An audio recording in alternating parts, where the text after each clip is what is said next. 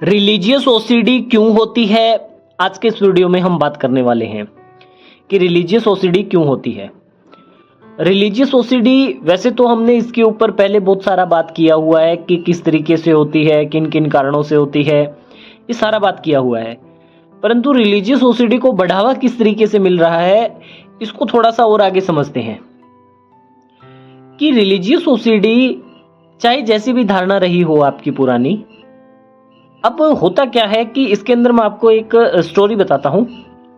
मेरा कोई एक रिलेटिव था, वह कहीं गया हुआ था देवस्थान पे, तो वह मुझे बता रहा था कि मैं कहीं कोई देवस्थान गया हुआ था और वहां मैंने मत्था वत्था टेक के परिक्रमा देने लगा ना, तो वहां कहते कि एक लकड़ी का कोई बोर्ड बना हुआ था, ऐसे नया ही लगा हुआ था। कहते पहले मैं जाता था तो लगा नहीं हुआ था, अब मैं जाने लगा तो वहां बोर्ड लगा हुआ था।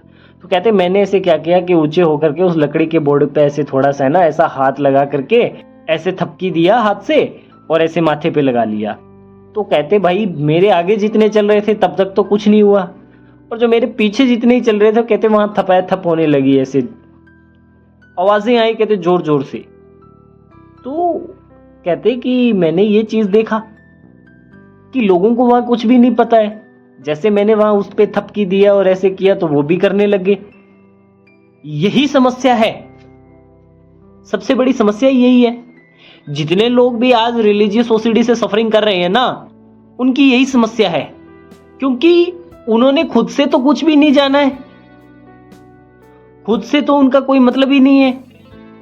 बस लोगों के द्वारा जो चीजें इकट्ठी की गई है उस डाटा को पकड़ करके अपने अंदर इंस्टॉल कर लिया और बस अब चीजें चल रही है और आज वह पीड़ा भोग रहे हैं। ये सब बातों को समझना पड़ेगा आपको, ठीक है ना। अब उसने बताया कि मेरा वहां उस लकड़ी का जो बोर्ड बना हुआ था उसके ऊपर हाथ मारना, ऐसे ही कोई क्यों हाइट में थोड़ा लंबा था, तो कहते कि ठीक है, उस हिसाब से मैंने कर दिया। और कहते पीछे तो बस आवाजें ही आए उसके ऊपर, मैं पीछे देखूं कि अभी तक तो आवाजें आई नहीं रही थी परिक्रमा में, अब आवाजें कैसे आने लगी। तो कहते लकड़ी के बोर्ड पे सभी हाथ दे, मत्था टेके और सब चीजें हो। अब उन लोगों को भी नहीं पता कि यहाँ करने से क्या होता है, उन्होंने भी सोचा इसने किया तो हम भी कर देते हैं। यही चीजें यहाँ हो रही है।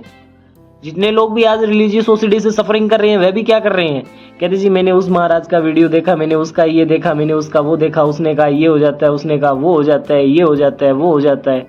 ठीक है, धर्म के नाम पे आपको डराया तो जा रहा है। आज के टाइम में डरा डरा करके ही तो चीजें हो रही है और आप डर रहे हो। धर्म वह नहीं है जो आपको डराए, धर्म वह है जो आपको निर्भय बनाए, डरना नहीं है। धर्म का मतलब ही क्या हुआ कि डरो नहीं, निर्भय हो जाओ, निर्भय, ठीक है ना। डरना नहीं है आपने, निर्भय होकर के चलो इसके अंतर्गत। तो आज आप जो भी डर डर करके मन्नत मांगते हो, चढ़ावा चढ़ाने की पेशकश करते हो, ये करते हो, वो करते हो, जो चीजें करते हो ना, वह चीजें तो आपको बंधन में बांध करके रख रही है। तो उससे आपका ना तो कोई आध्यात्मिक ग्रोथ हो रहा है, कुछ भी नहीं हो रहा है। मैं बहुत सारे लोगों को बोलता हूं कि भाई आध्यात्मिकता अपनाओ, तो वो कहते हैं जी आध्यात्मिकता तो बहुत अपनाई हुई है, मैं तो ये करता हूं, मैं वो करता हूं। तो वो आपने आध्यात्मिकता नहीं अपनाई हुई। वो तो हमारे हरियाणा में एक कहावत बोली जाती है कि डरते ने गोगा धोखना, मतलब होता है इसका कि डर करके भगवान की पूजा करनी, ठीक है ना। तो ये इस वजह से आप ये चीजें कर रहे हो ना, इन बातों को समझना पड़ेगा आपको कि आप किस वजह से पूजा किया जा रहा है आपके माध्यम से, ठीक है। अब आप भगवान की पूजा करो और फिर भगवान से ही डरो, ये चीजें डरने के लिए नहीं है। इनको समझना पड़ेगा कि आप जिसकी भी भक्ति कर रहे हो, कौन सी भक्ति में कौन सा रस आ रहा है, क्या चीज हो रही है, वो समझनी पड़ेगी बातें, और इसके लिए आध्यात्मिकता चाहिए। तो इन सब तथ्यों पे आपने काम करना है, अच्छा खासा रिजल्ट मिलेगा। आई होप आज की वीडियो आपको अच्छी लगी होगी। यदि आज की वीडियो अच्छी लगी है तो इसे लाइक करें, चैनल को सब्सक्राइब करें। धन्यवाद।